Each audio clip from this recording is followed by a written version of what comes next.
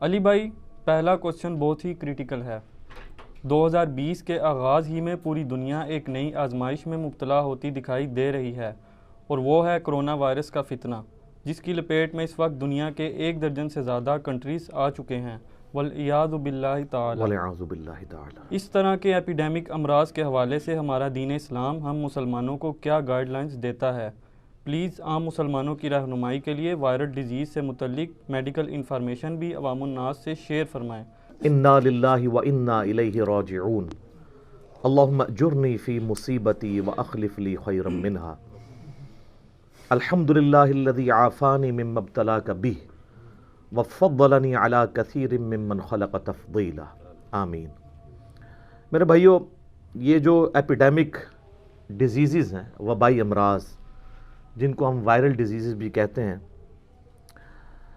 ان سے related Islamic information یا Islamic concept کو ڈسکس کرنے سے پہلے میں چاہ رہا ہوں کہ آپ کے ساتھ تھوڑی سی میڈیکل انفارمیشن بھی اس حوالے سے شیئر کروں، کیونکہ وہ بھی ہمارے عقائد اور نظریات کے ساتھ جڑی ہوئی ہے، اور اس میں جستہ جہاں جہاں قرآن و سنت کے حوالے آئیں گے میں انشاءاللہ ڈسکس کرتا چلا جاؤں گا انشاءاللہ تعالی۔ میرے بھائیو، وائرس ایک ایسا بایولوجیکل ایجنٹ ہے، ایک ایسی آپ سمجھ لیں کہ زندہ چیز ہے جو لیونگ آرگنز کے اندر اپنے آپ کو ریپروڈیوس کرتا رہتا ہے، اور وہ خوراک لیونگ سیلز سے ہی لیتا ہے، انسانوں کے جو سیلز ہیں خلیے۔ اور یہ بھی یاد رکھیے گا کہ وائرس کوئی مردہ چیز نہیں ہے، بلکہ یہ زندہ چیز ہے، اور اس کی اوریجن بھی زندہ چیز ہے۔ جو بایولوجی ہے، اس کے 2 لاز ابھی تک فائنل ہوئے ہیں، ان میں سے ایک یہ ہے کہ living things can never be created out of non-living things۔ زندہ چیزیں کبھی بھی مردہ سے پیدا نہیں ہو سکتی۔ اگر انڈے سے بھی چوزا نکلتا ہے نا، تو انڈے کے اندر زندگی موجود ہوتی ہے، انڈا کوئی نہیں بنا سکتا۔ بیج میں سے درخت نکلتا ہے نا، تو بیج مردہ نہیں ہے، بظاہر دیکھنے میں مردہ ہے، بیج کوئی بنا نہیں سکتا۔ وہ درخت نہیں بیج دینا ہے، وہ مرغی نہیں انڈا دینا ہے۔ تو لیونگ تھنگس سے ہی بنے گی۔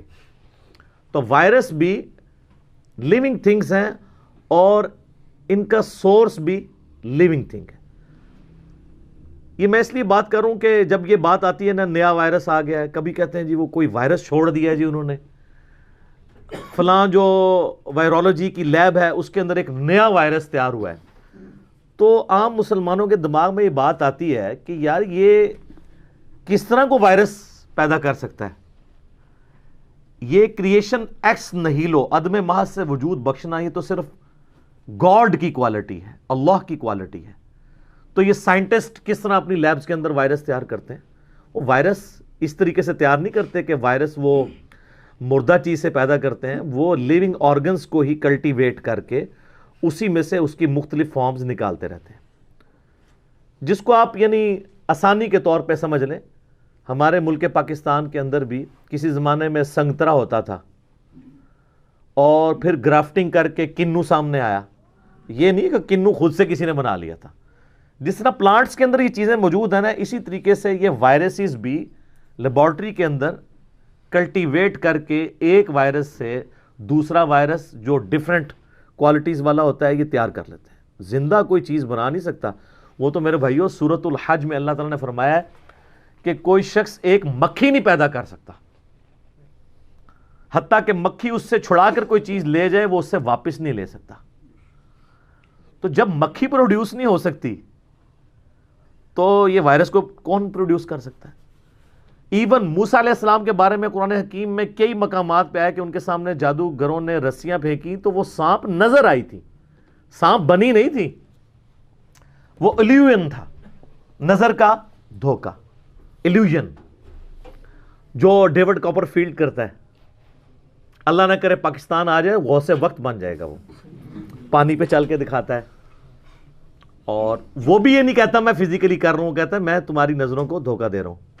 اسٹیچو آف لبرٹی غائب کر دیتا ہے، پورے بوئنگ جہاز غائب کر دیتا ہے، نظر کا دھوکہ، وہ جتنے لوگ وہاں پہ کھڑے ہوتے ہیں اس کے اپنے لوگ ہوتے ہیں، وہ ویڈیو کیمرے کا کمال ہوتا ہے، دیواریں چین میں سے گزر جاتا ہے، اتنی موٹی دیواریں چین، دیوار میں ایک طرف سے داخل ہوتا ہے دوسری طرف باہر نکلتا ہے۔ تو زندہ چیز کوئی نہیں پیدا کر سکتا، ہاں زندہ چیز سے زندہ کی اقسام بنائی جائیں تو وہ زندگی میں سے ہی اللہ ہی سے مستعار آپ لے رہے ہوتے ہیں۔ تو یہ جو وائرولوجی کی لیبز ہوتی ہیں ان کے اندر جو وائرسز پروڈیوس کیے جاتے ہیں، یہ وائرسز لیونگ آرگنز کے اندر جو آلریڈی وائرسز موجود ہیں انہی کو یوز کر کے لیے جاتے ہیں۔ یہ کنسیپٹ کلیئر کرنا ایک مسلمان کے لیے بہت ضروری ہے، اور یقین کریں کہ یہ وائرس کو اگر آپ سٹڈی کرنا شروع کریں نا، گوگل میں دیکھیں، آپ یوٹیوب میں دیکھیں، تو آپ کو اتنی انفارمیشن ملے گی جو ڈاکٹرز کے پاس بھی نہیں ہوگی۔ ہمارے ڈاکٹر پرانے زمانوں کے پڑھے ہوئے، ان کو پتہ نہیں تحقیق کہاں تک پہنچ چکی ہے۔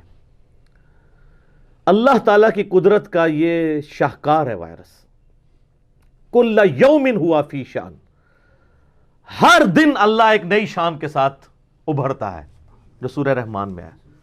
یہ وائرسز کی جتنی قسمیں ہیں نا، ان کو دیکھ کے یہی اندازہ ہوتا ہے کہ یار کیا کریشن کی ہے اس نے۔ اگرچہ وائرس سارے کے سارے نیگیٹو یوز میں آتے ہیں، بیکٹیریاز تو یوزفل بھی ہوتے ہیں اور صحت کے لیے مضر بھی ہوتے ہیں، وائرس تو سارے کے سارے مضر ہوتے ہیں، لیکن جو وائرسز کے اندر یہ کوالٹیز اللہ تعالیٰ نے رکھی ہیں، یہ اللہ تعالیٰ کی قدرت کا شاہکار ہے۔ یقین کریں یہ اللہ ہی اس طرح کی چیز پیدا کر سکتا ہے۔ ہم تو پوری زندگیاں بھی لگا لینا، صرف سائنس ان چیزوں کو سٹڈی کرتی ہے کہ یہ کیا کر رہی ہیں، ان کی کوالٹیز کو ڈسکس کرتے ہیں، اس کو بنا کوئی نہیں سکتا۔ ہاں آلریڈی کوئی وائرس موجود ہے تو میوٹیشن کے ذریعے کوئی نئی فارم اس کی پروڈیوس کر لی جائے، تو وہ اللہ تعالیٰ نے اس کے اندر ایک نیچرل چیز رکھی ہوئی ہے کہ وہ آپ کریں گے تو وہ ہوتا چلا جائے گا۔ اور حیران کن بات ہے کہ وائرس کا علاج جو ہے وہ پریونٹیو کیور اس کی ہو سکتی ہے، کیوریٹو کیور نہیں ہوتی۔ اگر کسی کو وائرس لگ جائے تو اینٹی وائرل ادویات کوئی نہیں ہے، جو ہیں بھی ہیں وہ کام نہیں کرتی۔ آپ دیکھتے ہیں جتنی بھی ادویات ہیں یہ اینٹی بائیوٹک ہوتی ہیں کہ وائرل ڈیزیز کو بیکٹیریل ڈیزیز میں کنورٹ ہونے سے روکا جائے، اور اگر وہ کنورٹ ہو جائے تو اس کے اگینسٹ آپ اینٹی بائیوٹکس کے علاج کرتے ہیں۔ وائرس کے لیے کوئی اینٹی وائرل چیز موجود نہیں ہے، یہ لا علاج ہے۔ ہاں اگر کسی طریقے سے آپ اس کی ویکسین بنا لیں جو بیماری ہونے سے پہلے کسی کے جسم میں داخل کر دی جائے، تو پھر وائرس کا اٹیک ہو تو جسم سسٹین کرتا ہے، اور وہ جسم کرتا ہے۔ سر اس روئے ارض پہ سب سے خطرناک لیونگ تھنگ جو ہے نا وہ انسان ہے۔ سر انسان کب کا مر گیا ہوتا ہے جتنی بیماریاں آتی ہیں، انسان سے زیادہ تگڑی شے کوئی نہیں ہے۔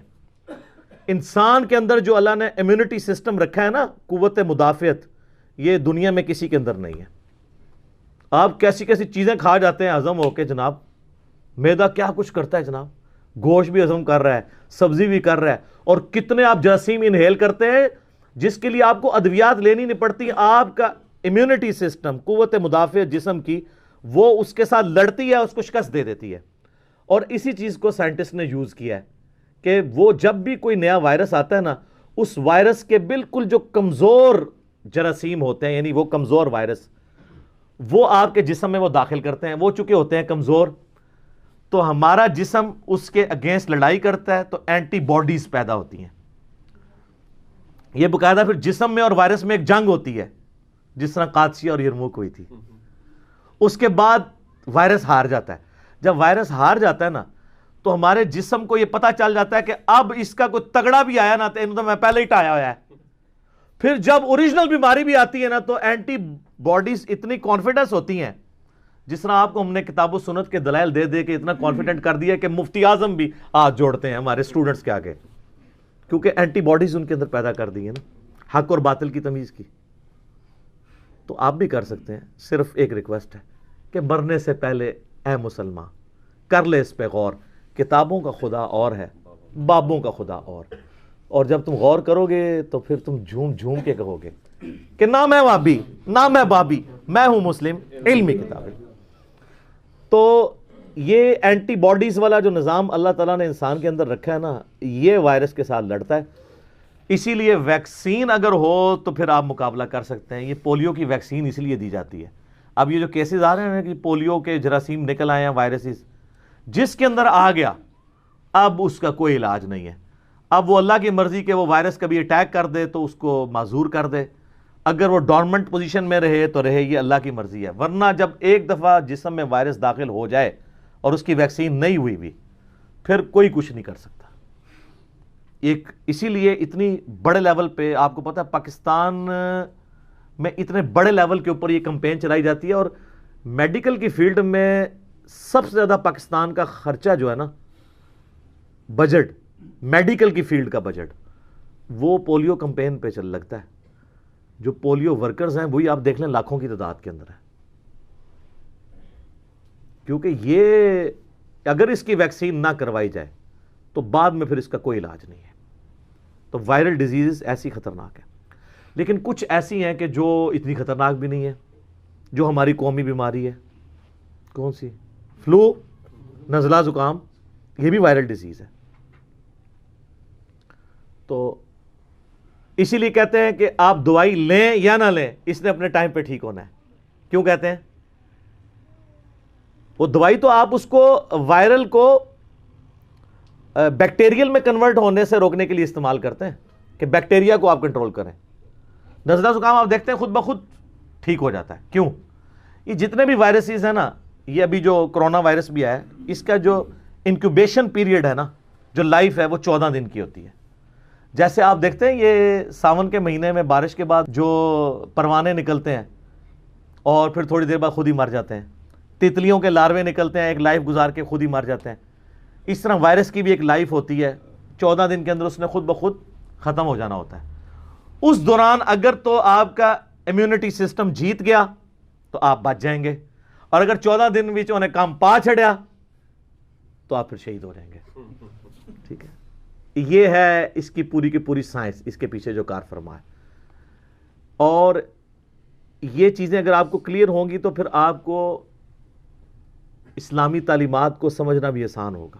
یقین کریں وائرس کے بارے میں سوچتا ہوں, میں کہتا ہوں واہ یار, کمال اس کا نہیں ہے, کمال تو اس کا ہے جس نے اس کو بنایا ہے, اور جس نے پھر انسان کو بنایا کہ اس کے اندر اینٹی باڈیز رکھی ہیں جو وائرس کے ساتھ لڑتی ہیں اور کس طریقے سے اسے شکست دیتی ہیں. یہ پورے کا پورا سسٹم اتنا کمپلیکس سسٹم ہے کہ یہ کوئی بنانے سے بھی نہیں بنا سکتا. تو جو کہتا ہے کہ خود بخود بن گیا تو وہ اپنی عقل کے اوپر ہی ماتم کرے, اپنی عقل کا علاج کروائے.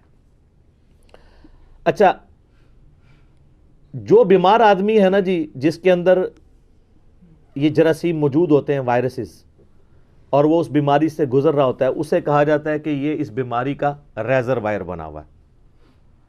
اور اگر کو ایگزسٹ کر رہی ہو بیماری بھی اور وہ بندہ سروائیو بھی کر رہا ہو, اس کے اندر وائرسز موجود ہوں لیکن ایکٹیویٹ نہ ہو رہے ہوں, لیکن یہ چانس ہو کسی اور کو لگ سکتے ہیں, اس کو ہم کہتے ہیں کیریئر. اور دنیا میں آلموسٹ جتنے بھی وائرسز ہیں نا, آلموسٹ سب کے سب کا کیریئر جو اصل ہے نا, وہ ہے چمگادڑیں, بیٹس. یہ اس لیے کہ جب سے ہم نے ایکو سسٹم اپنا ماحول خراب کیا ہے, جنگلات اکھاڑنے شروع کیے ہیں, تو یہ تو رہتی درختوں کے اندر ہے, تو پھر ظاہر ہے کہ یہ بھی وائلنٹ ہوئی ہیں. جس بیٹ کے اندر کوئی وائرس موجود ہے, کئی بیٹس بھی مر جاتی ہیں وائرسز کی وجہ سے, لیکن کئی ایک سروائیو بھی کرتی ہیں.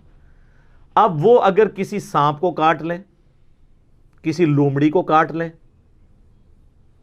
کسی گائے کو کاٹ لیں, کسی چوہے کو کاٹ لیں, کسی اونٹ کو کاٹ لیں, یہ جو آپ کو مولوی پڑھا رہے ہیں نا حلال اور حرام رزق, اس کے ساتھ کوئی تعلق نہیں میرے بھائی. حلال جانوروں کو بھی کاٹ دے تو وائرس ادھر بھی ٹرانسفر ہو جاتا ہے. یہ صرف حرام جانور کا مسئلہ نہیں ہے.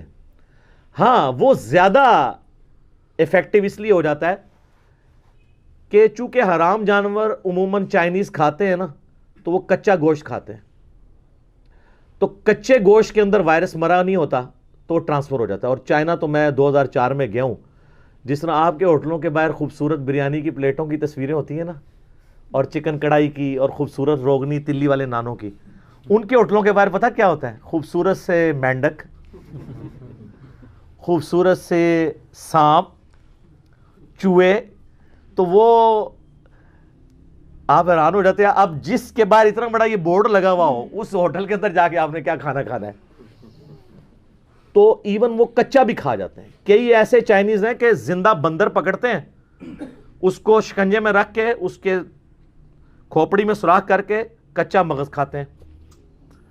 اب یہ جو کچی کھانے والی چیزیں ہیں نا, ان کے اندر وائرسز پہ ٹرانسفر ہو جاتے ہیں. بلیسنگ ان ڈسگائز کے تحت ہمارے ملک کے اندر شکر الحمدللہ ہم لوگ چیزوں کو بھون کے کھاتے ہیں. دنیا کا کوئی بھی وائرس 56 ڈگری سینٹی گریڈ سے اوپر زندہ نہیں رہ سکتا. اس لیے آپ دیکھتے ہیں یہ زیادہ تر وائرسز سردیوں کے اندر آتے ہیں. گرمیوں میں جس طرح مچھر خود اپنی موت مر جاتے ہیں نا, آپ کی حکومت نہیں ڈینگی پہ قابو پاتی نہ ملیریا پہ, اور ربو ہی مر جاتے ہیں گرمی نال. تو وائرسز بھی 56 ڈگری سینٹی گریڈ کے اوپر زندہ نہیں رہ سکتے. تو ہماری کوکنگ جو ہے وہ تو 100 ڈگری سینٹی گریڈ سے بھی زیادہ ہو رہی ہوتی ہے. اس لیے ہم جو گوشت استعمال بھی کرتے ہیں, ورنہ جس طرح یہ برڈ فلو آیا تھا, اگر ہم لوگ یہ برڈز کو اتنا یعنی چکن کو آپ اس طرح نہ کھا رہے ہوں تو یہ ساری بیماریاں اندر چلی جائیں. ہمارے پاس یہ بہت بڑی نعمت ہے کہ ہم چیزوں کو پکا کے کھاتے ہیں, کچا نہیں کھاتے ہیں یا کم پکا کے نہیں کھاتے, ورنہ یہ سارے وائرسز ٹرانسفر ہوں اور آئے دن یہاں پہ بیماریاں لگی رہیں. اور یہ تو سر چائنا ہی ہے جو ایک ہفتے کے اندر اتنا بڑا ہاسپٹل تیار کر لیتا ہے. ہم تو ایک سال کے اندر بھی ہاسپٹل نہیں تیار کر سکتے. پوری حکومتوں کے ٹینیورز گزر جاتے ہیں تو ایک ہاسپٹل نہیں مکمل ہوتا, سٹرکچر ہی مکمل نہیں ہوتی, بیچ میں اکوپمنٹ لا کے کہاں سے کرنا. تو اللہ کا شکر ہے کہ اللہ تعالیٰ نے اس طرح کی بڑی آزمائشوں سے کم از کم ہمارے ملک پاکستان کو محفوظ رکھا ہوا ہے, ورنہ یہاں پہ اس طرح کی سکلز نہیں ہے کہ ان چیزوں کو یہ سسٹین کر سکیں. اب جن لوگوں کی امیونٹی سسٹم قوت مدافعت کم ہوتی ہے نا, وہ سب سے جلدی وائرسز کا شکار ہوتے ہیں, کیونکہ ان کے اینٹی باڈیز بڑے کمزور ہوتے ہیں. تو جب وائرس ان کے اندر گھس جائے تو ان بیچاروں نے کمزوروں نے کیا لڑنا ہے. اس لیے آپ دیکھتے ہیں جو بوڑھے مریض ہیں یا جن کو سانس کی تکلیف ہے یا بہت کمزور لوگ ہیں جن کی خوراک بیلنسڈ نہیں ہے, ان لوگوں کے اوپر ہر دفعہ بیماری کا حملہ ہو جاتا ہے اور وہ بڑا آسان شکار ہوتے ہیں وائرسز کا. اس لیے اپنی خوراک کے اوپر بھی توجہ دینی چاہیے. یہ اسلام اس کی ترغیب دلاتا ہے, اس لیے کہ یہ اللہ تعالیٰ کی بڑی نعمتوں میں سے ایک نعمت ہے, اس کی قدر کرنی چاہیے. آج کل چونکہ لوگ زیادہ ایجوکیٹ ہو گئے ہیں لہذا پینک بھی زیادہ پھیلتا ہے, ورنہ میں آپ کو بتاؤں انسانی تاریخ میں آج سے آلموسٹ 600 سال پہلے 14ویں صدی عیسوی کے اندر صرف یورپ کے اندر 2 کروڑ لوگ طاعون کے مرض سے مر گئے تھے. 2 کروڑ, اور دنیا کی آبادی 30% نیچے آ گئی تھی. ایسا ایک جھاڑو پھر ہے, 2 کروڑ 200 ملین چند سالوں کے اندر طاعون کے مرض میں مبتلا ہو کے مر گئے تھے. یہ بھی ایپیڈیمک ڈیزیز ہے. اب تو اللہ کا شکر ہے کہ آلموسٹ دنیا سے ختم ہو گیا. ابھی بھی کانگو میں, افریقن جو بالکل بیکورڈ ملک ہیں وہاں پہ طاعون ہے, لیکن اس لیول کا نہیں ہے کہ اب وہ پھیلے. اور اللہ تعالیٰ کی مہربانی ہوئی ہے کہ یہ آلموسٹ یہ چیزیں اب دنیا سے اس بڑے لیول کے اوپر تباہی نہیں کرتی ہیں, اٹھا لی گئی ہیں. اور میں جب یہ وائرسز کا اور ان ایپیڈیمک ڈیزیزز کو دیکھتا ہوں نا, تو مجھے وہ صحیح مسلم کی جو حدیث ہے نا کہ نبی علیہ السلام نے فرمایا کہ قرب قیامت میں یأجوج اور ماجوج نکلیں گے, اور قرآن حکیم میں بھی یأجوج اور ماجوج کا ذکر سورۃ الانبیاء کی آیت نمبر 96 میں موجود ہے کہ ہر اونچے پہاڑ سے نیچے اتر رہے ہوں گے اور کثرت میں, ملینز کی تعداد میں. تو یہ مسلمانوں کے قابو نہیں آئیں گے. تو صحیح مسلم کے الفاظ ہیں, اللہ تعالیٰ ان کی گردنوں میں کیڑے پیدا فرمائے گا جس کی وجہ سے وہ مر جائیں گے. تو صحابہ کرام اس چیز کو کیسے امیجن کر سکتے تھے؟ اس زمانے میں ایک طاعون کے مرض سے امیجن کر سکتے تھے, لیکن آج میڈیکل سائنس سے ہم یہ سمجھ سکتے ہیں کہ اللہ کے لیے millions and billions of people کو مارنا ایک چٹکی کا کام ہے. ایک وائرس آ جائے جس کی ویکسین نہ ہو. یہ ابھی کورونا وائرس کی جو اتنا شور مچا ہے نا, اس کی وجہ ایک یہ بھی ہے کہ اس کی ویکسین ابھی تک تیار نہیں ہوئی ہے. تو ویکسینیشن کہاں سے ہوگی؟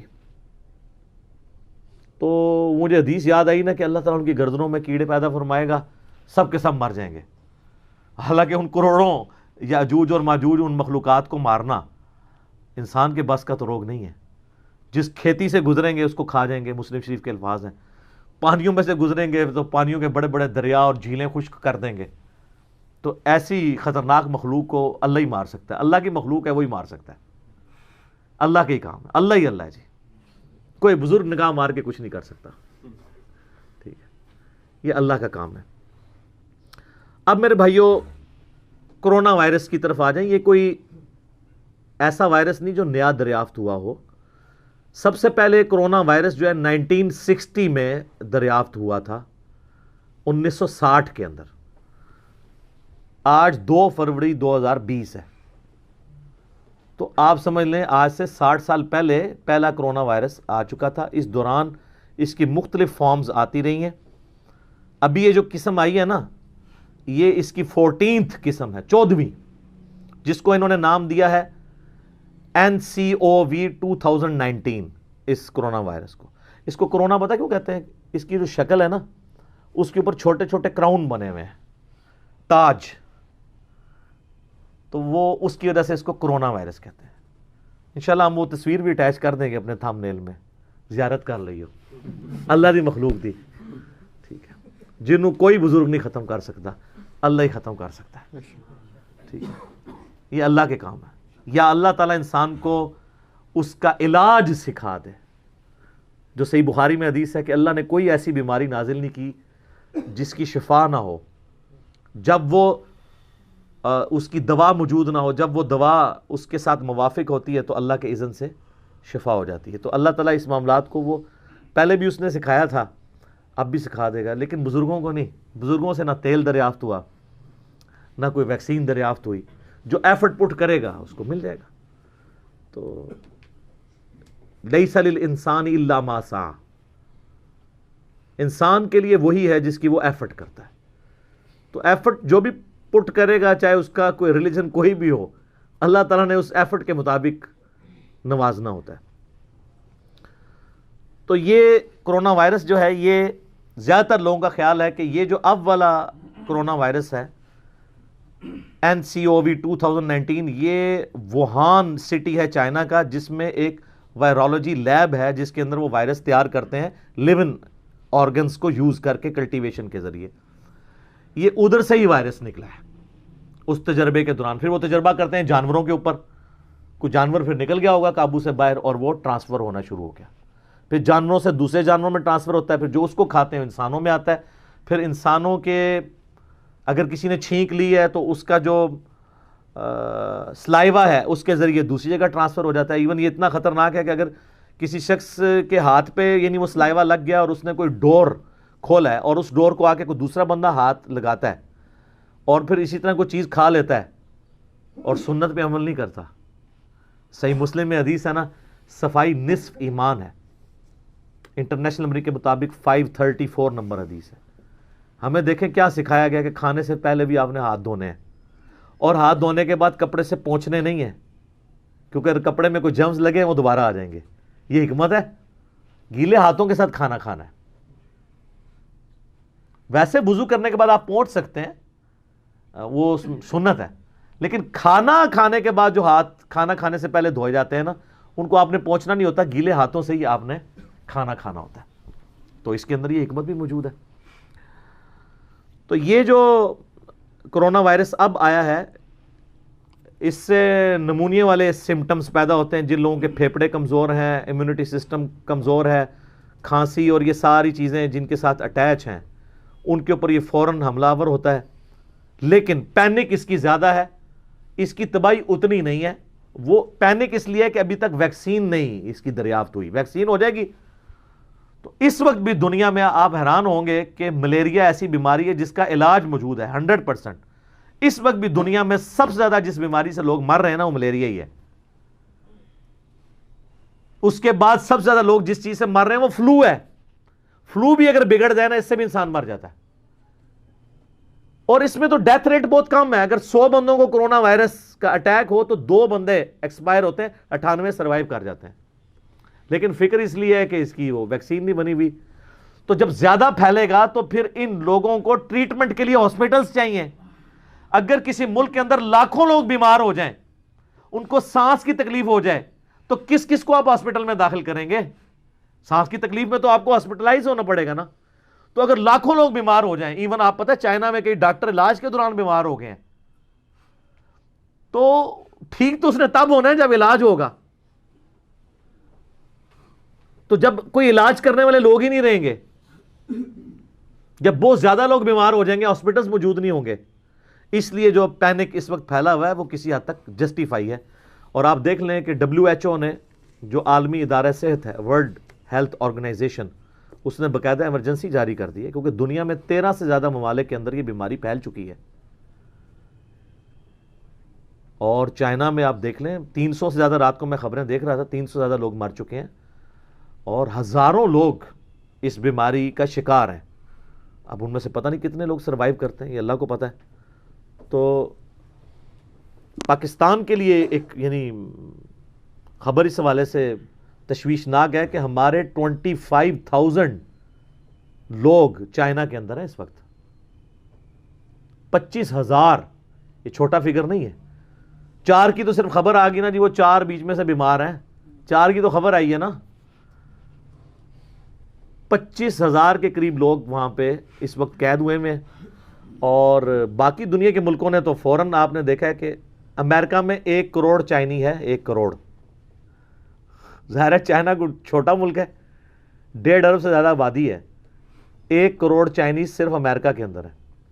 اب اس کو ڈکلیئر کرنے سے پہلے بیماری آ چکی تھی, جو لوگ آلریڈی جا چکے تھے وہ سب کے وہ چیکنگ کر رہے ہیں, اور ہمارے پاس ابھی تک کٹ بھی نہیں ہے جی ہم چیک کر سکیں. کل میں سن رہا تھا کہ جی وہ آ رہی ہے جی, پہنچنے والی ہے, پتہ نہیں آج پہنچنی ہے کل رات کو پہنچنی ہے. کتنی کٹس منگوائی ہوں گی, کتنے ایئرپورٹس ہوں گے. شکر ہے یہ انہوں نے ڈیسیژن کیا کہ چائنا سے تجارت روک لی ہے اور لوگوں کا آنا جانا روک دیا ہے. یہ بالکل سنت کے مطابق ہو رہا ہے. میں انشاءاللہ اینڈ پہ حدیث بھی بتا دوں گا. بالکل صحیح ڈیسیژن ہے. اور لیکن ادھر جو لوگ ہیں ان کی خیر خبر لینی چاہیے. وہاں سے جو ہمارے اسٹوڈنٹس کی جو ویڈیوز آ رہی ہیں وہ بڑی دردناک ہیں کہ جی ہمارے پرائم منسٹر یا ہمارے فارن منسٹر اس طرح سیریس نہیں ہیں. وہ کہتے ہیں جی ہم جب اپنی ایمبیسی میں پاکستان کی فون کرتے ہیں تو وہ آگے سے ہمیں کہتے ہیں زندگی موت تو اللہ کے ہاتھ میں ہے. اچھا جی, یہ دیکھ لیں, جن کو پوری زندگی کبھی اللہ کی یاد بھی نہ آئی ہو شاید, وہ بھی لوگوں کو یہ مشورے دے رہے ہیں. ظاہر ہے یہ ایک ڈنگ ٹپاؤ کام ہے نا. یہاں پہ بھی جو لوگ مشورے دے رہے ہوتے ہیں اس طرح کے, تو اللہ نہ کرے کہ ان کے اوپر خود افتاد آ پڑے, پھر پتہ چلتا ہے کہ یہ لوگوں کو مشورے دینا آسان ہے. جن کے اوپر تکلیف گزر رہی ہے ان کے لیے آپ نے کیا بجٹ کا انتظام کیا, چائنیز گورنمنٹ کو آپ رقم بھجوائیں. ظاہر ہے وہ پاکستانی ہے تو ٹیکس پیئرز کا پیسہ جو ہے وہ آپ لوگوں کی یاشیوں کے لیے نہیں ہے کہ آپ اپنے جو ہے قریبی لوگوں کو حج اور عمرے کرواتے رہیں. یہ اس ٹیکس کے حصے دار وہ لوگ بھی ہیں جو دوسرے ملکوں میں رہ رہے ہیں کہ آپ ان کے علاج کے اوپر خرچ کریں. تو ابھی میں نے کل سنا ہے کچھ کہ یعنی ہمارے فارن منسٹر نے ان سے رابطہ کیا اور کہہ رہے ہیں کوئی اس اعتبار سے طے ہو گیا کہ 14 دن بعد جب انکیوبیشن پیریڈ اس کا ختم ہوگا وائرس کا, پھر لوگوں کو چیک کر کر کے وہ پھر ریلیز کرنا شروع کریں گے پاکستان کے لیے. ظاہر ہے کہ چیکنگ کی ہمارے پاس تو اس طرح فیسلٹی نہیں ہے, چیک کرنے کے بعد ہی لانا چاہیے. باقی ملکوں نے دیکھیں, آپ دیکھ لیں امریکہ والوں نے فوراً اپنے سارے معاملات شروع کر دیے, اور بارڈر رشیا کی کتنی دوستی ہے چائنا کے ساتھ, انہوں نے بارڈر سیل کر دیا ہے کہ کوئی ادھر سے ادھر نہیں جائے گا, ادھر سے ادھر نہیں جائے گا. باقی اپنے لوگوں کے علاج کے اوپر وہ پوری توجہ دے رہے ہیں. ان کے لیے تو یعنی اہمیت ہے نا اپنے سٹیزن کی. ہم لوگوں کے نزدیک اپنے سٹیزنز کی اہمیت اس وقت ہوتی ہے جب ہم اپوزیشن میں ہوتے ہیں. جب ہم حکومت میں آتے ہیں نا, پھر ہم وہ ساری باتیں بھول جاتے ہیں جو ہم سال ہر سال لوگوں کو سناتے رہتے ہیں. تو وہ اوورسیز پاکستانی یہی کہہ رہے تھے کہ جی ہمارے پرائم منسٹر صاحب کی ٹویٹ کب آئے گی. اور میں آپ کو دعوے سے کہتا ہوں کہ خدا نہ خواستہ اس وقت ہمارے present prime minister Imran Khan صاحب اپوزیشن میں بیٹھے ہوتے تو انہوں نے اٹلی اوپر لی کی تھی ہونی سی. تو یہ پتہ چلتا ہے جب آپ خود ڈرائیونگ سیٹ پہ بیٹھتے ہیں کہ آپ کتنے سیریس ہیں. لوگوں کو مشورے دینا, ماشاءاللہ ہمارے علماء نے بھی ہمیشہ مشورے ہی لوگوں کو دیے ہیں, خود دین پہ نہیں چلے.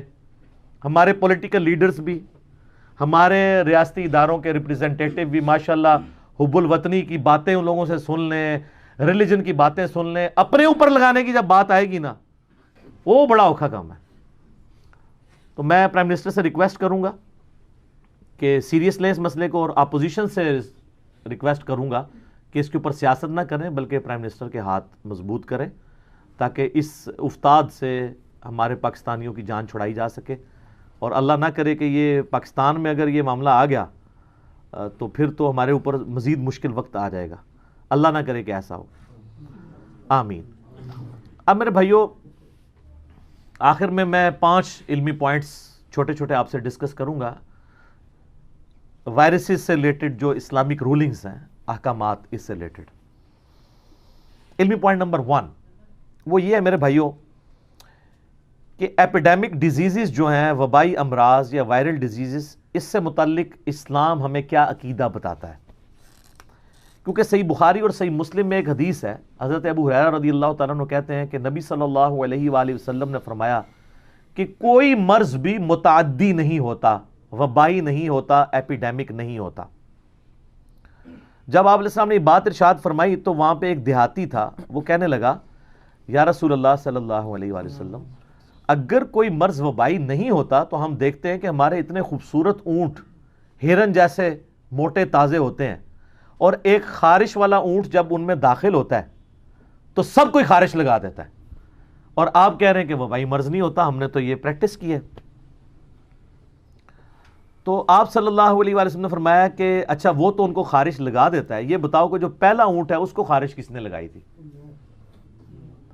بیسیکلی نبی علیہ السلام اسباب کے ساتھ ساتھ مسبب الاسباب کے اوپر نظر رکھنے کی ترغیب دلا رہے تھے کہ ظاہری وجوہات ضرور ہوتی ہیں لیکن اس سارے معاملے میں تقدیر کو آپ نے پس پش نہیں ڈالنا، کیونکہ دوسری احادیث اس کو بریف کرتی ہیں۔ صحیح بخاری اور صحیح مسلم میں ایک اور حدیث ہے کہ نبی علیہ السلام نے فرمایا، حضرت ابو ہریرہ روایت کرتے ہیں کہ کوئی اپنے بیمار اونٹ کو صحت مند اونٹ کے ساتھ نہ رکھے۔ اب یہاں پہ اس کا اشارہ ہے کہ یہ ایپیڈیمک ہو سکتا ہے۔ جب یہ حدیث حضرت ابو ہریرہ نے بیان کی نا تو وہ تابعی کہنے لگے کہ یا حضرت آپ نے پہلے تو ہم سے یہ حدیث بیان کی تھی کہ کوئی مرض ایپیڈیمک نہیں ہوتا، تو آپ اپنی جوانی کی وہ حدیث جو ہے وہ بھول گئے ہیں یا آپ نے جان بوجھ کے اس کو بیان نہیں کیا؟ تو انہوں نے کہا کہ نہیں، حدیث یہی ہے جو میں تم سے بیان کر رہا ہوں۔ تو حضرت ابو ہریرہ اپنی وہ راوی کہتے ہیں مجھے نہیں یاد کہ حضرت ابو ہریرہ وہ حدیث بھول گئے تھے یا جان بوجھ کے انہوں نے اس حدیث کو بیان نہیں کیا، اور اینڈ رزلٹ بتایا کہ وہ اگر اس کا وہ معنی بھی لو تو وہ منسوخ تصور ہوگا۔ ویسے تو منسوخ بھی نہیں ہے، وہ اور کانٹیکسٹ میں ہے کہ تقدیر پہ بھی ایمان رکھنا ہے، بیماری اوریجنیٹ اللہ ہی کی طرف سے ہوتی ہیں۔ تو اب جو اس وقت ہمارے پاس عقیدہ ہے وہ یہی ہے کہ بیمار کو آپ نے صحت مند سے الگ رکھنا ہے۔ ہاں، تیمارداری ضرور کرنی ہے، یہ نہیں ہے کہ اس کو مرنے کے لیے چھوڑ دینا ہے، ایسا بھی نہیں ہونا چاہیے، کیونکہ صحیح بخاری میں ایک حدیث ہے کہ نبی علیہ السلام نے فرمایا کہ کوئی بیماری متعدی نہیں ہوتی، یعنی اپنی اوریجن میں نہیں ہوتی، جب لگ جائے تو پھر آگے لگ سکتی ہے۔ اس کے ساتھ آگے الفاظ ہیں، جزام کے مریض سے ایسے بھاگو جیسے شیر سے بھاگتے ہو۔ تو اگر متعدی نہیں ہے تو جو جزام کا مریض ہے اس سے بھاگنے کا کیوں حکم ہے؟ ایپیڈیمک ہوتا ہے، کیونکہ ہو سکتا ہے آپ کو لگ جائے تو آپ یہ عقیدہ بنا لیں کہ نہ میں اس کو ملتا تو نہ لگتی، اور اللہ کو بیچ میں سے نکال دیں، تو بہتر یہ ہے کہ آپ اس آزمائش میں پڑیں ہی نہ۔ پھر صحیح مسلم میں ایک حدیث ہے کہ ایک جزام والا شخص بنو ثقیف سے نبی علیہ السلام کے پاس حاضر ہوا بیعت کے لیے، تو آپ علیہ السلام نے باہر سے ہی فرمایا کہ تمہاری بیعت ہوگی، تم واپس چلے جاؤ۔ آپ نے اس کے ساتھ ہاتھ نہیں ملا کر بیعت کی۔ آپ علیہ السلام نے یہ پریکٹیکلی یہ چیز سکھائی ہے کہ اس میں بعض لوگ جو ہیں وہ جب فلو لگتا ہے تو اپنا برتن کسی کا الگ کرتے ہیں، وہ برا منانا شروع کر دیتا ہے، تو اس میں برا نہیں منانا چاہیے۔ نبی علیہ السلام زیادہ خوش اخلاق کون تھا؟ وَإِنَّكَ لَعَلَىٰ خُلُقٍ عَظِيمٍ، لیکن کچھ رولز اور ریگولیشن ہیں، ان کو بھی آپ نے فالو کرنا ہوتا ہے، جو اللہ ہی نے اپنے پیغمبروں کے ذریعے اپنے بندوں تک باتیں پہنچائی ہیں۔ تو یہ کلیئر ہو گیا کہ یہ مرض ایپیڈیمک ہو سکتا ہے، وبائی ہو سکتا ہے۔ علمی پوائنٹ نمبر 2 وہ ہے میرے بھائیوں، ایپیڈیمک ڈیزیز کے بارے میں ہمارا ایٹیچیوڈ کیا ہونا چاہیے۔ اس حوالے سے بخاری اور مسلم دونوں میں ایک حدیث ہے، بڑی انٹرسٹنگ، بڑی ڈیٹیلڈ حدیث ہے کہ سیدنا عمر فاروق رضی اللہ تعالیٰ عنہ اپنے دور خلافت میں شام وزٹ کرنے کے لیے گئے، فورن وزٹس پہ جایا کرتے تھے، ظاہر سلطنت اتنی پھیلی ہوئی تھی۔ تو جب وہ شام کے قریب پہنچے تو وہاں کے جو آرمی چیف تھے وہ ابو عبیدہ ابن جرح تھے، وہ شام سے باہر ہی ان کو ریسیو کرنے کے لیے آئے ہوئے تھے ایک دوسرے شہر میں، اور کہا کہ اے امیر المومنین، شام میں تو طاعون کا مرض پھیل چکا ہے۔ میں نے بتایا نا کہ 14ویں صدی عیسوی کے اندر، آج سے 600 سال پہلے 2 کروڑ لوگ یورپ میں مرے ہیں طاعون کے مرض سے۔ ماڈرن دور ہے، اور یہ بات ہو رہی 1400 سال پرانی۔ تو حضرت عمر نے وہیں پہ پڑاؤ ڈال لیا اور کہا کہ صحابہ کرام سے مشورہ کیا جائے گا کہ اب ہمیں طاعون والی جگہ پہ جانا چاہیے یا نہیں جانا چاہیے۔ تو صحابہ کرام کی 2 رائے بن گئی۔ کچھ نے کہا کہ ہمیں اللہ کی تقدیر سے نہیں بھاگنا چاہیے، اگر ہماری قسمت میں بیماری یا موت لکھی ہوئی تو آئی جائے گی۔ دوسروں نے کہا کہ عقل کا تقاضا یہ کہ ہم اس بیماری والی جگہ پہ نہ جائیں۔ سیدنا عمر نے یہ ڈیسیژن کیا کہ ہمیں نہیں جانا چاہیے۔ تو حضرت ابو عبیدہ ابن جرح نے کہا یا امیر المومنین، آپ اللہ کی تقدیر سے بھاگ رہے ہیں، بیماری تو یہاں بھی پکڑ سکتی ہے آپ کو۔ تو حضرت عمر نے کہا کاش ابو عبیدہ کے سوا کسی اور نے یہ بات کی ہوتی، یار تو یہ بات نہ کرتا میرے بارے میں، ٹھیک ہے، تو جانتا ہے۔ تو پھر حضرت عمر نے ہلکی سی پھکی دی حضرت ابو عبیدہ ابن جرح کو۔ پھکی کے بغیر تو کام نہیں چلتا، اینٹی وینم الزامی جواب دیا۔ کہا کہ ابو عبیدہ یہ بتاؤ کہ اگر تم اونٹ پالتے ہو اور تمہارے پاس 2 گھاٹیاں ہوں، ایک گھاٹی بنجر ہو اور ایک میں سبزہ اگا ہوا ہو، تم اپنے اونٹوں کو کس گھاٹی میں لے کے جاؤ گے؟ انہوں نے کہا جی سبزے والی میں۔ تو انہوں نے کہا تم بنجر زمین میں کیوں نہیں لے کے جاؤ گے؟ کیونکہ سمجھ رہے ہو تم کہ یہاں پہ مجھے فائدہ ہے۔ تو انہوں نے کہا ہم اللہ کی ایک تقدیر سے دوسری تقدیر کی طرف جا رہے ہیں، یہ بھی ہمیں اللہ ہی نے عقل دی ہے کہ ہم ایسی جگہ پہ نہ جائیں جہاں پہ ایپیڈیمک ڈیزیز ہے۔ اچھا یہ ساری باتیں ہو رہی تھیں، حدیث کسی نے پیش نہیں کی ہے، یہ اجتہاد ہو رہا تھا، کیونکہ ان میں سے کسی کے پاس وہ حدیث نہیں تھی۔ امام حنیفہ کے پاس یہ کہتے ہیں ساری آ گئی تھی، ان کی عقل کا ہی ماتم کیا جا سکتا ہے۔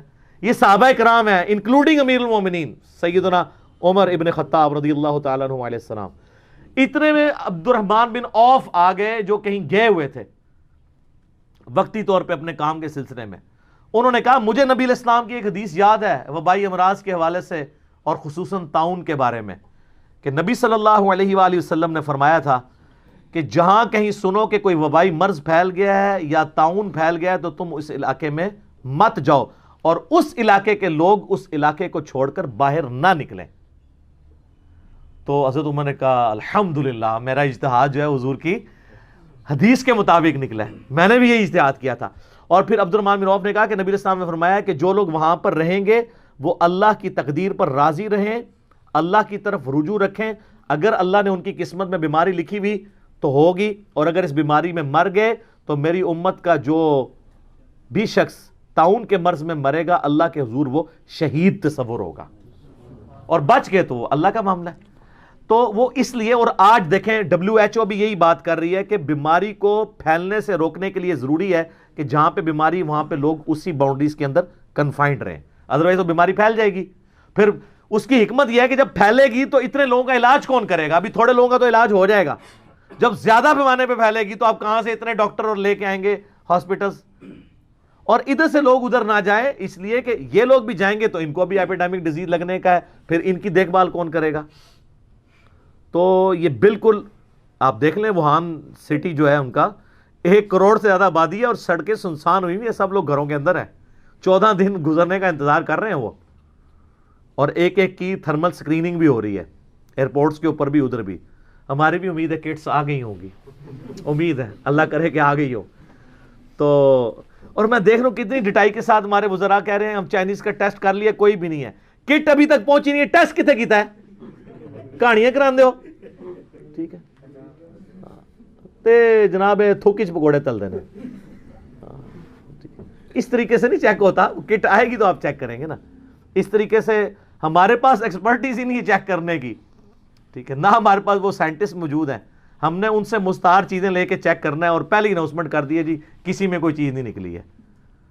باقی ملکوں نے تو ایسے لوگ جو ادھر چائنا سے ہیں ان کو علیحدہ رکھا ہوا ہے، پوری چیکنگ کے بعد وہ پھر ان کو اپنے مین سٹریم میں لوگوں میں آنے دیں گے۔ ایک اور حدیث ہے صحیح بخاری اور مسلم کی کہ نبی صلی اللہ علیہ وآلہ وسلم نے فرمایا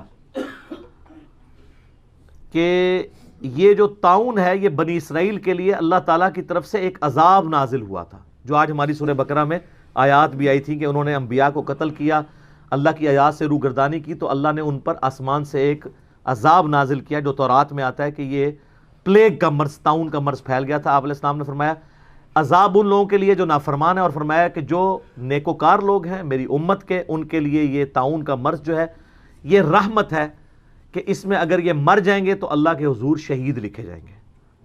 ظاہر ہے موت تو اپنے ٹائم پہ آنی ہے، یہ زیادہ ہائی لائٹ پتہ کیوں ہو جاتی ہے جب اتنے لوگ مرتے ہیں؟ ورنہ آپ کو میں بتاؤں 1 گھنٹے میں 6000 لوگ روزانہ مر رہے ہیں، 24 گھنٹے میں کتنے ہوئے؟ 1.5 لاکھ،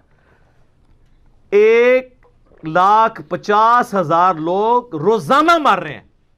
لیکن اگر ایک دن زلزلے میں 50,000 لوگ مر جائیں، لوگ کہتے ہیں اوہ 50,000 بندہ مر گیا، حالانکہ 1.5 لاکھ روزانہ مر رہے ہیں۔ تو یہ اللہ کی حکمت ہے کہ اللہ جب بڑی اس طرح کی جو آتی ہیں نا آفات، ان کے ذریعے انٹرنیشنل لیول کے اوپر موت کی تذکیر کرواتا ہے۔ ایک گھر کی موت ایک محلے کے لیے نصیحت ہے، ایک محلے میں زیادہ اموات ایک شہر کے لیے نصیحت ہے، ایک شہر کا کسی قدرتی آفت میں مبتلا ہونا ایک ملک کے لیے، اور ایک ملکی لیول کے اوپر جو آفت آتی ہے جس طرح اب چائنا میں آئی ہے، اب دیکھیں آفت تو ملکی لیول پہ ہے لیکن پوری دنیا کے اندر ایک موت کا سگنل آیا ہے کہ بھئی اپنی تیاری کرنی ہے، ادروائز لوگ تو مر رہے ہوتے ہیں، لہٰذا اس میں کوئی پریشان ہونے والی بات نہیں ہے۔ علمی پوائنٹ نمبر 3 وہ ہے میرے بھائیوں کہ ان بیماریوں کی سائنٹیفک ریزن تو میں نے آپ سے ڈسکس کر لی، وائرس کے ذریعے اور یہ سب کچھ، اور میں آپ کو ایک حیران کن بات بھی بتاؤں، 1 سال جو وائرس کی ویکسین ہے نا وہ اگلے سال کے لیے استعمال نہیں ہو سکتی۔ یہ جو آپ کی پولیو کی ویکسین آتی ہے نا، یہ ہر سال نئی ویکسین آتی ہے۔ یہ وائرس ایسی چیز ہے یہ اپنے آپ کو میوٹ کر لیتا ہے، اگلی دفعہ نئی شکل میں آتا ہے وہی وائرس، پرانی ویکسین کام ہی نہیں کرتی۔ لہٰذا پولیو کے قطرے جب تک بچے 5 سال کی عمر تک ہے نا ہر دفعہ قطرے پلوایا کریں، یہ نہ کہ میں نے پچھلے سال کر لیے تھے، وہ پچھلے سال کے وائرسز کے لیے تھے۔ اب جو نیا پولیو کا وائرس آتا ہے نا، اور یہ وائرس ہر سال اپنی شکل بدلتا ہے، یہ جناب اللہ کی قدرت کا شاہکار ہے، کل یوم ہوا فی شان۔ تو لیونگ آرگنز ہیں، کلٹیویشن کے ذریعے وہ جو بھی تیار کیے جاتے ہیں، یہ تو اس کی سائنٹیفک ریزن اپنی جگہ ہے، لیکن ہر چیز کے پیچھے ایک ڈیوائن ریزن بھی ہے۔ God is the only explanation of all the physical phenomena in this universe. کائنات میں ہونے والا ہر فزیکل فینامنا وہ گاڈ کی طرف سے ہے۔ سائنٹیفک ریزن کوئی بھی ہو، مثلا ہم کہتے ہیں کیا ہوا، کہتے ہیں نہیں زلزلہ آیا، کیوں آیا؟ ٹیکٹونک پلیٹس کی ڈسٹربنس کی وجہ سے۔ کیسے ڈسٹرب ہوئی؟ سائنس کہتی ہے it is physical phenomena of nature, یہ ہماری ڈومین سے باہر ہے، یہ ہمارا سبجیکٹ ہی نہیں ہے۔ ہم صرف یہ بتائیں گے کہ پلیٹس ہلی اور زلزلہ آیا۔ پلیٹس کیوں ہلی، اس کی ٹائمنگ کس نے ڈیسائیڈ کی کہ اب ان پلیٹس کو ہلنا ہے اور اتنی دیر کے لیے ہلنا ہے، اس سے زیادہ نہیں ہلنا، یہ نہ ہو ساری دنیا ہی ختم ہو جائے۔ یہ دنیا کب کی ختم ہو گئی ہوتی؟ آپ کو تو بتا رہے تھے نا اوزون لیئر میں سوراخ ہو چکا ہے، آپ کو پتا ہے اوزون لیئر خود بخود ریکٹیفائی ہونا شروع ہو گئی ہے۔ او خود بخود نہیں ہو رہی، اللہ نے جو پلان بنایا کہ میں نے اتنے 1000 سال ابھی مزید انسانیت کو رکھنا ہے، تو اللہ نے اس ایکو سسٹم کی جو ڈسٹربنس ہے نا اس کو خود ٹھیک کر دینا ہے۔ گلوبل وارمنگ کا کب سے آپ سن رہے ہیں چرچا، اس حساب سے تو 21ویں صدی کے آغاز میں تو سارے گلیشیئرز پگھل گئے ہوتے، لوگ مر گئے ہوتے گرمی سے، لیکن بیچ میں کئی ایسے سال آئے ہیں جو پچھلے کئی 100 سال میں ٹھنڈے ترین سال ہیں۔ سر یہ کائنات اللہ نے بنائی ہے، اللہ چلا رہا ہے، آپ جتنا مرضی ڈسٹرب کریں، جو اس نے پلان رکھا ہے نا اس پلان کے اندر اس نے اس کو لے کے چلنا ہے، اور جہاں پہ ریکٹیفیکیشن کی ضرورت ہوگی وہ گاڈ خود کر دے گا۔ تو سائنس کے سوال کیا اور کیوں ہے، کیسے والی جو بات ہے ہاؤ، وہ کہتے ہیں physical phenomena of nature. Science صرف ڈسکوریز کرتی ہے۔ سائنس نے یہ ڈسکوری کر کے بتائی کہ سورج ود رسپیکٹ ٹو زمین مشرق سے نکل کے مغرب میں جاتا ہے، ہر سیکنڈ میں 50 کروڑ اٹامک بم کے برابر سورج انرجی ریلیز کر رہا ہے۔ یہ ساری انفارمیشن جو ہے یہ سورج کی ڈسکوری سے ریلیٹڈ ہے۔ کیا ان ساری انفارمیشنز نے سورج کو پیدا کیا ہے؟ یہ جو یونیورسل لا ہے کہ مشرق سے مغرب کی طرف ود رسپیکٹ ٹو زمین، ویسے تو کہیں نہیں جاتا، اس لا نے سورج کو پیدا کیا؟ نہیں۔ انڈے میں سے چوزا نکلتا ہے، یہ انفارمیشن ہے۔ اس انفارمیشن نے انڈے کو پیدا نہیں کیا، نہ مرغی نے پیدا کیا، مرغی بیچاری کو تو خود ہی نہیں پتا انڈے کے اندر کیا کچھ ہے. انفارمیشن صرف ڈسکوری کی حد تک ہوتی ہے، ہر چیز کے پیچھے گاڈ ہے. تو یہ عقیدہ ساتھ ساتھ کلیئر ہونا ضروری ہے. علمی پوائنٹ نمبر 4، صحیح مسلم میں حدیث ہے انٹرنیشنل نمبر کے مطابق 534 کہ صفائی نصف ایمان ہے. اس میں فزیکل صفائی بھی ہے اور باقی جو روحانی صفائی ہے وہ بھی اپنی جگہ شامل ہے. ہماری مسلمانوں کی عبادات تو ہے ہی صفائی پہ ڈیپینڈنٹ ہے، غسل اور وضو، اس کے بغیر ہم عبادات بھی نہیں کر سکتے سوائے چند ایک چیزوں کے.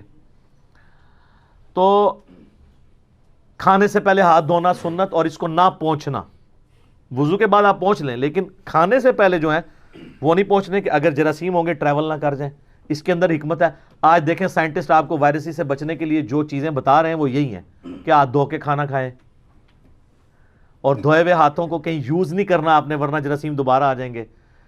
آپ کے نبی علیہ السلام آپ کو 1400 سال پہلے یہ ساری چیزیں مفت میں بتا کے چلے گئے. آپ میں سے اکثر لوگوں نے اس کو سیریس نہیں لیا. آج گورا بتا رہا ہے تو ہم کہتے ہیں ہاں جی گوروں نے بھی ڈسکور کر دیا. یہ آپ نے گوروں تک یہ بات پہنچانی تھی کہ جناب یہ کریں. انہوں نے تو جس طریقے سے بھی ڈسکوری کر کے اس رزلٹ تک پہنچ گئے نا، یعنی ایکوائرڈ نالج ریویلڈ نالج کے ساتھ میچ کر گیا. نبی علیہ السلام نے ریویلڈ نالج وہی کے علم کے ذریعے چیزیں بتائی تھی. ہمارا سائنٹیفک علم acquired knowledge, the knowledge obtained through observations and experiments، اس نے ہمیں جو ہے وہ ریویلڈ نالج تک پہنچا دیا ہوا ہے. اسی کو ڈاکٹر اقبال نے اپنے 6 خطبات تھے نا جو reconstruction of religious thoughts in Islam, اس میں کہا تھا the inner core of present western civilisation is Quranic, کیونکہ وہ ڈیپینڈ کرتی ہے علم کے اوپر. اندرونی جو محور ہے نا اس وقت کی جو یورپ اور امریکہ کی تحقیق کا، وہ قرآن پہ ڈیپینڈنٹ ہے اس اعتبار سے کہ یہ قرآن نے انسان کو کہا تھا توہمات کو چھوڑ کر ڈیفینٹ علم کے اوپر بنیاد رکھنی ہے. سورہ بنی اسرائیل میں 10 کمانڈمنٹس میں 9th کمانڈ یہی ہے. سورہ بنی اسرائیل آیت نمبر 36، وَلَا تَقْفُ مَا لَيْسَ لَكَ بِهِ عِلْمٌ إِنَّ السَّمْعَ وَالْبَصَرَ وَالْفُؤَادَ كُلُّ أُولَٰئِكَ كَانَ عَنْهُ مَسْئُولًا. انسان کسی چیز کی پیروی اس وقت تک مت کر جب تک ڈیفینٹ علم نہ اس کے بارے میں آ جائے. بے شک کان، آنکھیں اور عقل، دل ہو یا دماغ، کوئی بھی چیز، اس کے بارے میں تم سے پوچھا جائے گا. ان 3 انسٹرومنٹس کو یوز کر کے تم نے حق بات تک پہنچنے کی کوشش کیوں نہیں کی؟ تو ایکوائرڈ نالج ہو یا ریویلڈ نالج، دونوں اس وقت اس حوالے سے میچ کر گئے. باقی سنت اذکار تو بہت زیادہ ہے. ہمارا اورنج کارڈ ہے جادو ٹونا، وبائی امراض، قدرتی حادثات سے بچنے کے وظائف. بلو کارڈ صبح شام کے اذکار ہیں. گرین کارڈ جو ہے وہ آپ ہماری ویب سائٹ ahlsunnatpak.com سے PDF ڈاؤن لوڈ کر سکتے ہیں.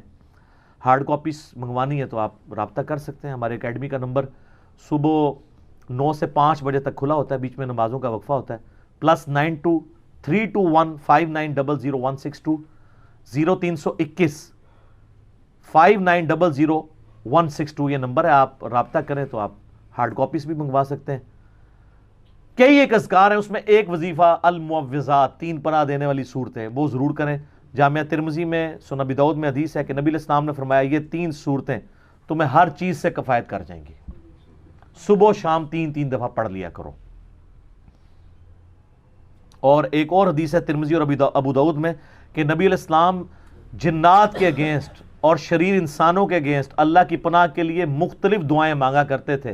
لیکن جب المعوذات نازل ہوئیں، قل هو اللہ احد، قل اعوذ برب الفلق اور قل اعوذ برب الناس، تو نبی علیہ السلام نے باقی دعائیں چھوڑ کے صرف انہی کو لے لیا.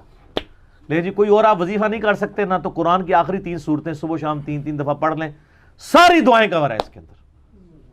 کتنا آسان وظیفہ ہے. آیت الکرسی کا وظیفہ اور کئی ایک وظائف ہوں، آپ دیکھ لیں. اور ایک دعا ہم نے اگلے دنوں شیئر کرائی تھی اپنے فیس بک پہ بھی، جو جامعہ ترمذی میں، سنن ابن ماجہ میں موجود ہے، اور اس کی مکمل صحیح سند جو ہے المعجم الکبیر، المعجم الاوسط طبرانی کے اندر موجود ہے، عبداللہ بن عمر سے کہ نبی علیہ السلام نے فرمایا جو کسی مریض کو دیکھ کے یہ دعا پڑھ لے، چاہے وہ کسی بھی آفت میں گھرا ہوا شخص ہو، تو وہ والی آفت اس کے اوپر نہیں آئے گی. الحمدللہ الذی عافانی مما ابتلاک بہ وفضلنی علی کثیر ممن خلق تفضیلا. تو آپ کو جو ٹی وی پہ مریض نظر آتے ہیں نا ماسک پہنے ہوئے، ان کو دیکھ کے دعا پڑھ لیا کریں. یہ ازمائی بھی دعا ہے، بڑے لوگوں نے ازمائی ہے. اعلیٰ حضرت کے بارے میں آتا ہے، احمد صاحب بریلوی صاحب، ان کے زمانے میں طاعون کا مرض پھیل گیا تو ان کے جسم پہ بھی کچھ پھوڑے نکلے، تو طبیب نے ان سے کہا کہ آپ کو بھی مرض ہو گیا. انہوں نے کہا مجھے مرض ہو ہی نہیں سکتا، کیونکہ میں نے مرض ہونے سے پہلے یہ مدنی ویکسین لی ہوئی ہے، مدنی ویکسین نبی اسلام کی تعلیم، کیونکہ یہ پریونٹیو علاج ہے، کیوریٹیو نہیں ہے. کچھ دنوں بعد خود بخود ٹھیک ہو گئے. بات یقین کی ہے، اگر آپ کا یقین ہوگا تو دعائیں بھی اثر کریں گی، اور اگر نہ بھی کریں اور آپ کی قسمت میں موت لکھی ہے تو یہ یاد رکھیے گا، صحیح بخاری میں حدیث ہے کلونجی میں موت کے سوا ہر بیماری کی دوا ہے. اگر موت مقدر ہے نا پھر کوئی دوائی نہیں اثر کرے گی. وہ تکلیف اپنی جگہ جو آنی ہے وہ تو آنی ہے. اچھا، آخری علمی پوائنٹ نمبر 5 وہ ہے میرے بھائیوں، سنن ابن ماجہ میں ایک حدیث ہے انٹرنیشنل نمبر کے مطابق 4019، بڑی لمبی حدیث ہے، آپ خود پڑھ لیجئے گا. اس کا میں کچھ پورشن آپ کے سامنے بیان کرتا ہوں. 5 اس میں پوائنٹس بیان ہوئے ہیں. پہلا پوائنٹ ہی میں ڈسکس کروں گا جو آج کی گفتگو سے ریلیٹڈ ہے، کہ نبی علیہ السلام نے فرمایا کہ جب کبھی میری امت میں اعلانیہ بے حیائی ہوگی تو اللہ تعالیٰ کی طرف سے آسمان سے طاعون اور ایسے امراض بھیجے جائیں گے جو نہ تم نے پہلے دیکھے نہ کبھی سنے ہوں گے. لا علاج قسم کی بیماریاں آ جائیں گی. ایڈز دیکھ لیں اور کئی ایک بیماریاں بے حیائی کی وجہ سے پھیلی ہیں. ظاہر ہے کہ وہ اس میں وہ پھر احتیاطیں نہیں ہوتی اور بیماری ٹرانسفر کرتی، یعنی میں کوڈ ورڈز میں ہی بات کر رہا ہوں، ضرورت نہیں ہے اس کی ڈیپتھ میں جانے کی. بے حیائی کی ہر چیز سے بچا جائے.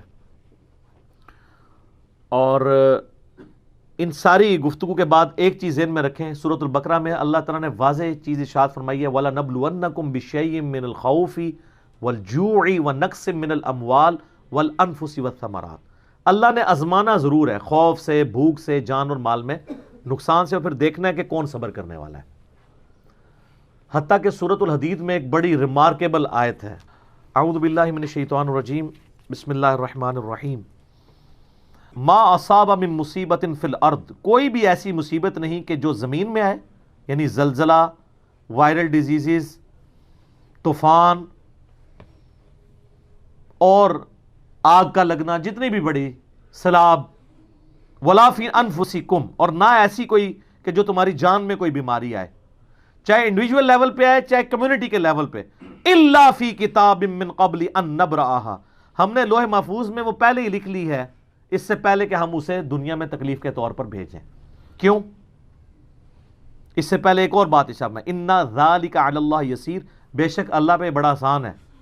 یہ نہ سوچنا کہ اللہ کیسے کر سکتا ہے، وہ تو سر سورۃ الانعام میں آیا کہ خشکیوں میں اور پانیوں کے اندر کوئی درخت کا پتا بھی ایسا نہیں کہ گرے، یا زمین میں کوئی دانہ بھی پھوٹتا ہے، وہ بھی اللہ کے علم سے، اور اتنا کامل علم ہے کہ اللہ نے پہلے ہی لکھ لیا. یہ اللہ ہی ہے. اللہ اکبر کبیرا والحمد للہ کثیرا وسبحان اللہ بکرۃ واصیلا. تو اللہ فرماتا ہے ٹینشن نہیں لینی، میں نے پہلے یہ لکھا ہوا ہے اپنے پاس، لِكَيْ لَا تَأْسَوْا عَلَى مَا فَاتَكُمْ، تاکہ تم کفِ افسوس نہ ملو، ٹینشن نہ لو جو تم سے چیز جاتی رہے. کسی کی صحت جاتی رہی، کسی کا بیٹا چھن گیا، ٹینشن نہیں. ہمارا ایٹیچیوڈ کیا ہے؟ اِنَّا لِلَّهِ وَإِنَّا إِلَيْهِ رَاجِعُونَ. اور صحیح مسلم میں حدیث ہے کہ جو یہ دعا پڑھ لے اللہ تعالیٰ اس کو اس سے بہتر نعم البدل دے گا. اِنَّا لِلَّهِ وَإِنَّا إِلَيْهِ رَاجِعُونَ. اللہم اجرنی، اللہم اجرنی، میم کو جھٹکے کے ساتھ آگے بلانا، فی مصیبتی، اللہم اجرنی فی مصیبتی واخلف لی خیرا منہا. ام سلمہ کہتی میرا خاوند فوت ہو گیا تو میں نے فوراً یہ دعا پڑھی، پھر میں سوچتی تھی کہ اس سے بہتر خاوند تو مجھے مل ہی نہیں سکتا. تو جب میری عدت پوری ہوئی تو نبی علیہ السلام نے نکاح کا پیغام بھجوا دیا اور ام المومنین بن گئی. وہ کہتی ہے میں نے تو اس دعا کو پریکٹیکلی دیکھا ہے. ٹھیک ہے، اچھا اس دعا کو میں نے بھی پریکٹیکلی کئی دفعہ آزمایا ہے. یہ دعا یاد رکھے، انا للہ و انا الیہ راجعون، اللہم اجرنی فی مصیبتی واخلف لی خیرا منہا. جب کبھی بھی کوئی بری خبر آپ کو ملے، دن میں روزانہ ملتی رہتی ہیں، کبھی بچہ گر جاتا ہے، کبھی اور کوئی ٹینشن آ جاتی ہے، کوئی بچہ فیل ہو گیا کسی کا، کوئی اور دنیاوی ٹینشن ہے، فوراً ہر ٹینشن کے لیے دعا پڑھیں، اللہ تعالیٰ اس سے بہتر نعم البدل دے دے گا. میں نے یہ چیز الحمدللہ، اب میں وہ کرامتیں بیان نہیں کرنا چاہتا چونکہ میں نے کی نہیں ہوئی ہیں، وہ اللہ نے کی ہوئی ہیں، تو بیان کرنے کی ضرورت نہیں ہے. تو اس دعا کی برکت ہے. تو اللہ تعالیٰ فرما رہا ہے کہ افسوس نہ کرو اس پہ جو تم سے جاتا رہا، ولا تفرحوا بما آتاکم، اور مت شیخی بگاڑو اس پہ جو تمہیں اللہ نے عطا کیا. اگر مل گیا پھر بھی اللہ کا شکر ادا کرو، چھن گیا تب بھی اللہ کا شکر ادا کرو. تمہارا کوئی کمال نہیں، واللہ لا یحب کل مختال فخور، اللہ تعالیٰ کو شیخی بگاڑنے والے قطعاً پسند نہیں ہے۔ اچھا لیکن یہ نہیں ہے کہ آپ اس طرح کی آیات سن کے جو ہے وہ بالکل ہی لمحے پہ آ جاؤ، ایفرٹ ہی چھوڑ دو۔ اذکار کرنے سے پیٹ نہیں بھرے گا، ایفرٹ پٹ کرنی پڑے گی، پانی جو پیے گا اسی کی پیاس بجھے گی، کھانا جو کھائے گا، یہ اللہ نے دنیا کو اسباب کے ساتھ جوڑا ہے۔ وَتَعَاوَنُوا عَلَى الْبِرِّ وَالتَّقْوَى وَلَا تَعَاوَنُوا عَلَى الْإِثْمِ وَالْعُدْوَانِ، نیکی پرہیزگاری کے کاموں میں ایک دوسرے کی مدد کرو، برائی میں ایک دوسرے سے الگ رہو۔ آخر میں آپ کو صحیح مسلم کی میں ایک حدیث سناتا ہوں، جو تقدیر والے چیپٹر میں صحیح مسلم میں آخری حدیث ہے، کہ نبی صلی اللہ علیہ وآلہ وسلم نے فرمایا، حضرت ابو ہریرہ روایت کر رہے ہیں کہ اللہ تعالیٰ کو قوی مؤمن کمزور مؤمن سے بڑھ کر عزیز ہے۔ جو صحت مند بندہ ہے نا مومن، وہ اللہ کو زیادہ پسندیدہ ہے کمزور سے۔ کمزور بیچارے نے کیا کرنا ہے؟ صحت مند بندے نے دین کا کام بھی کرنا ہے اور دین کو پریکٹس بھی کرنا ہے، لیکن سب میں ہی خیر ہے۔ کمزوروں کے لیے بھی کہہ دیا کہ ٹینشن نہیں لینی، خیر دونوں میں ہی ہے، بہتر وہ ہے۔ پھر فرمایا کہ اپنے لیے جو نفع مند چیز ہے اس کے لیے پوری کوشش کرو، سستی نہ کرنا، کاہلی نہ کرنا۔ دو الفاظ استعمال کیے، یہ نہیں ہے کہ پیپروں میں محنت کوئی نہیں کی اور جب فیل ہو گئے تو کوئی جو اللہ کی مرضی، نہیں، سستی نہ کرنا، کاہلی نہ کرنا، اور نفع مند چیز کے لیے کوشش کرنا۔ پھر بھی اگر رزلٹ تمہارے خلاف آ جائے، اب تو پھر ظاہر ہے کوئی ریزن نہیں نا، جو مولا علی کا قول ہے، میں نے اپنے ارادوں کے ٹوٹنے سے اللہ کو پہچانا ہے، ٹھیک ہے نا، کہ اللہ کی مرضی کچھ اور تھی، میں نے سب کچھ یعنی ریسورسز مینج کیے، پھر بھی رزلٹ وہ نہیں نکلا جو میں چاہتا تھا۔ سستی نہ کرنا، کاہلی نہ کرنا، اور رزلٹ خلاف آئے تو پھر کہنا جو اللہ کی مرضی، اور یہ نہ کہنا کہ اگر میں یہ کر لیتا تو یہ ہو جاتا، کاش میں وہ کر لیتا تو وہ ہو جاتا۔ یہ اگر مگر شیطان کا دروازہ کھول دیتا ہے۔ اللہ کی رضا پر راضی رہنا، یہ ایک حدیث اگر آپ لے لینا پوری زندگی آسانی سے گزر سکتی ہے۔ سر کمال حدیث ہے یہ۔ تو اللہ تعالیٰ پوری دنیا میں مسلمانوں کو بالخصوص اور پوری دنیا کے انسانوں کو بالعموم، اور ہمارے پاکستانیوں کو تو خصوص بالخصوص، اس طرح کے تمام دینی، دنیاوی، جسمانی، روحانی، ظاہری، باطنی فتنوں، پریشانیوں، تکلیف سے محفوظ فرمائے، اور سب سے بڑی جو تکلیف ہے آخرت کا عذاب، اس سے محفوظ فرمائے۔ اللہم ربنا آتنا فی الدنیا حسنہ وفی الآخرۃ حسنہ وقنا عذاب النار، آمین ثم آمین۔ ٹھیک ہوگا جی؟